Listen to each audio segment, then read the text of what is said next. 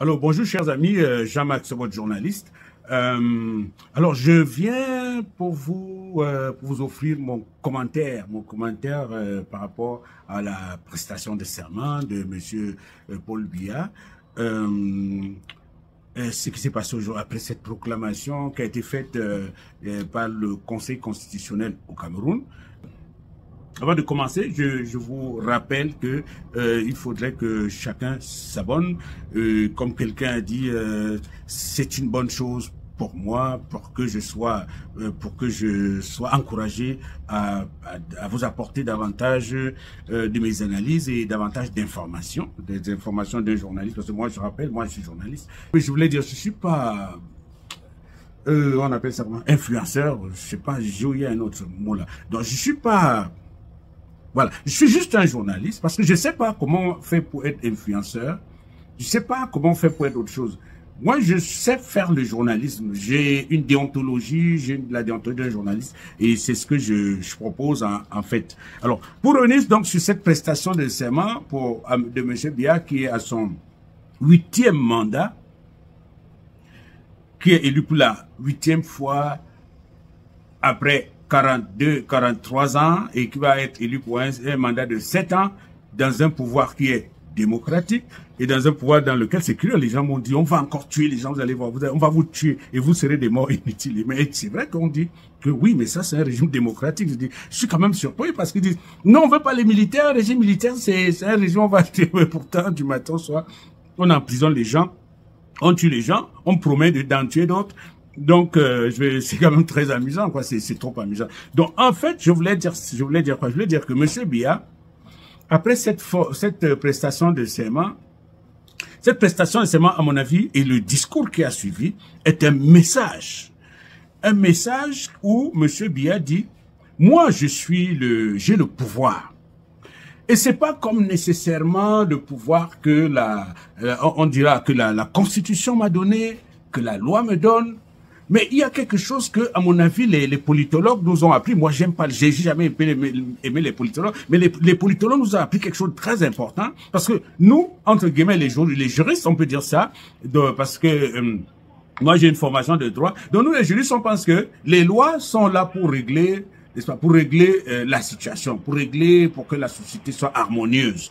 Et on pense que dans ces conditions, quelqu'un qui est un dirigeant, son travail, c'est faire respecter la loi. Mais ce que la science politique nous a appris et que nous ne veut pas écouter, on ne veut pas comprendre, la science politique nous apprend qu'en réalité, le pouvoir, c'est pas nécessairement destiné n'est-ce pas, à travailler pour la population.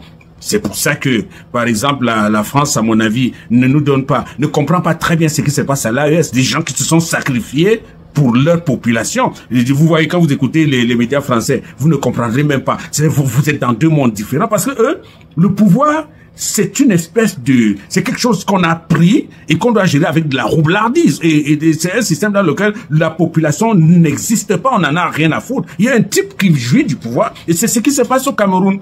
Donc, ce monsieur vous dit, j'ai le pouvoir, j'ai l'effectivité du pouvoir, j'ai l'armée, j'ai l'administration, et puis moi, j'utilise ça pour rester au pouvoir. Donc, si vous êtes capable, parce que c'est ça qui est le message, si vous êtes capable de m'enlever d'ici, alors faites-le. Alors, ce qui se passe jusqu'à présent, c'est que les Camerounais, effectivement, sont désemparés, les Camerounais sont démunis, les Camerounais sont impotents face à cette situation, ils ne peuvent pas. Et donc, quand on regarde, Monsieur Biya dit, Elekam, ça m'appartient. Elekam, ça n'a pas été fait pour que vous gagnez les élections. Faut être con pour penser que Elekam, on a Biya créé Elekam et puis Elekam va faire un travail propre et puis il va faire gagner quelqu'un d'autre. Tant que Biya reste au pouvoir, il faut pas rêver non plus. Alors, donc, je voulais dire que, pour revenir donc, vous voyez, aujourd'hui, l'ambassadeur des États-Unis a dit, l'ambassadeur des États-Unis était là. Et il a tenu, avant même de venir, à mentionner, à souligner sa présence, la présence des États-Unis, après que, comme j'ai dit, après que le commandant de US Africa, le général Darwin Anderson, ait rencontré le chef de l'État.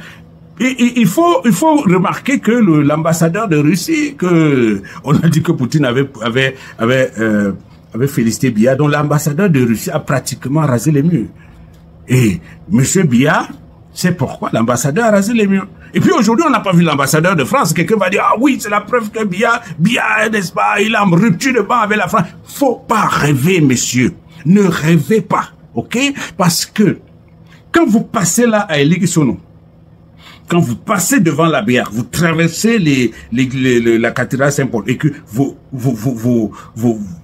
embranchez pour aller vers Carrefour Eligui-Sono, vous voyez, quand vous voyez le siège de la BEAC, rappelez-vous que c'est le symbole le plus puissant de la présence française. C'est là-dedans que le franc CFA se fait dans toute la zone CEMAC, Communauté économique et monétaire de l'Afrique centrale. Donc, c'est Yaoundé qui est la zone névralgique. Donc, faut que les gens arrêtent de raconter partout que le Cameroun Biya s'est libéré du franc CFA, s'est libéré de la France. Donc, c'est-à-dire que c'est la preuve que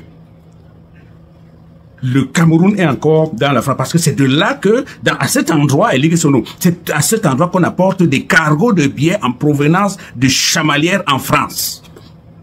D'accord? Parce que il y a un gouverneur de la BEAC, tout est là, dont le gouverneur de la BEAC, il n'a pas de pouvoir. C'est-à-dire que le vrai pouvoir, c'est le directeur général du Trésor français. D'accord? Donc il faut parfois arrêter de dire, oui, n'est-ce pas? Et puis les gens viennent toujours faire des commentaires de, oui, c'est ton ami Nathalie qui dit que Paul Biya s'est libéré de la France et tout. Nathalie n'a jamais dit ça. Il n'a jamais dit que Paul Biya s'est libéré de la France. Et donc, les gens disent que oui, non, la Chine est le premier partenaire économique du Cameroun, la Russie, et tout ça. Écoutez, vous savez ce qu'on appelle la monnaie? La monnaie, ça veut dire que tout ce que vous achetez en Turquie, tout ce que vous achetez en Chine, tout ce que vous achetez partout où vous l'achetez, le fait que la monnaie est française, c'est la France qui achète pour vous. OK? C'est la France qui achète pour vous. Tout, c'est la France qui achète. Vous n'avez pas de pouvoir monétaire, monsieur. Donc, vous ne pouvez pas dire notre premier partenaire économique, votre premier partenaire obligé, c'est la France. Parce que en réalité, au plan monétaire, vous n'existez pas. C'est la France qui reçoit tout l'argent que vous, c'est-à-dire que quand vous envoyez l'argent, tous les Western Union, les RIA, les bonnets qu'on envoie au Cameroun, c'est à la France qu'on envoie tout ça. Désolé, ça fait mal, mais donc, en réalité, c'est comme ça. La décide de tout. Et d'ailleurs, quand quiconque veut rencontrer M. Paul Biya, y compris ses ministres, passe par l'ambassadeur de France, passe très souvent par l'ambassadeur de France. Donc, M. Paul Biya, n'est-ce pas, met les Camerounais au défi. Les Camerounais qui se sont levés à l'occasion de cette élection présidentielle, les met au défi de l'enlever du pouvoir. C'est ça le message. Alors, je vous remercie. À ciao.